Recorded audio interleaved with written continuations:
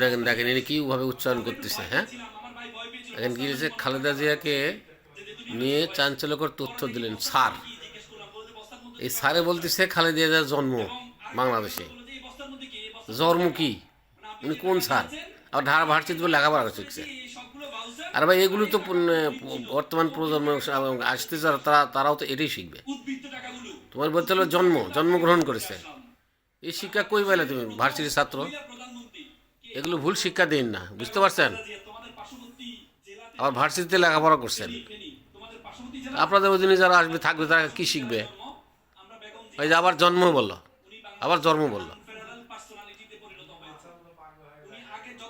এগুলো অন্যায় কখনো ছাড়বা না, বুঝছো? হ্যাঁ হ্যাঁ বাংলাদেশের নেতৃত্বে পরিণত হয়েছেন। সুতরাং বেগম জিয়া অসুস্থ, আমরা মনে করি বাংলাদেশে ওনার ওনার ওনার আরো খেদমত করার সুযোগ আছে।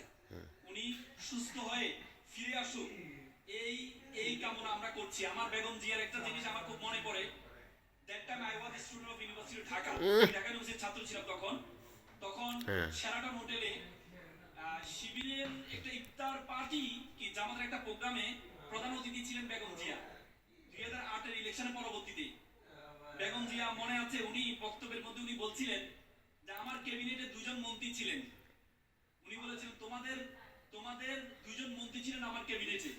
আমি যখন আমার ক্যাবিনেটে অনেক মন্ত্রী ছিল, প্রত্যেকটা মন্ত্রী দেখেন কথা বলতেছে এই ব্যক্তি বাংলা শব্দ উচ্চারণ করতে পারে। এটা দেখার জন্য আমি ছাড়ি দিলাম অনলাইনে। ভিডিওটা দেখেন এবং শিক্ষাটা ভুল ভ্রান্তিগুলো জানেন এবং ধরে ধরে বসেন। সকলে সকলে লাইক করবেন, কমেন্টস করবেন, সমাজকে জানাবেন। সুতরাং তোমরা যে মানুষ তৈরি করছো, এবং উনি বলছে আমি ফেনী এক আসন থেকে ইলেকশন করেছি। আমার ভাই সাইদ ইস্কান্দার উনি আসনটা পরিচালনা করেছেন। ইলেকশনের আগে জোটবদ্ধ যেহেতু নির্বাচন করছি, জোটের ছাত্র শিবির এবং জামাত ইসলামকে আমি কিছু বাজেট দিতাম ইলেকশনে খরচ করার জন্য। নির্বাচনের পরের দিন আমার ভাই আমাকে বলছে যে একটা বস্তা নিয়ে, শিবিরের ছেলেরা একটা বস্তা নিয়ে আসছে। তো আমরা একটু ভয় পেয়েছিলাম, আমার ভাই ভয় পেয়েছিল বস্তা মানে মনে হয় টাকা যাবে চাইবে, যেহেতু নির্বাচিত হয়েছে। পরে দেখি বস্তার মধ্যে কি, জিজ্ঞেস করলাম, বলতে বস্তার মধ্যে তো সব ভাউচার। এবং আরেকটা দেখালো, বললো যে এই বস্তার মধ্যে কি, এই বস্তার মধ্যে টাকা, মানে আপনি যে টাকা দিয়েছেন এই জায়গায় খরচ করেছি, এই সবগুলো ভাউচার, আর এই টাকা অগ্রিম ছিল, এই অগ্রিম টাকাগুলো আপনাকে ফেরত দিতে আসলাম। উদ্বৃত্ত টাকাগুলো আপনাকে ফেরত দিতে আসলাম। বাংলাদেশের প্রথম মহিলা প্রধানমন্ত্রী দেখেন নাম কি বলতো? বলবে জন্ম কবে দেখেন, জেলাতে ওনার জন্ম। এই যে জন্ম বদমাইশ। এগুলো কথা কেউ বলবেন না, উচ্চারণ করবেন না। এগুলো কোন ধরনের শিক্ষক আবার ছাত্র ভার্সিটি বলে লেখাপড়া করছে।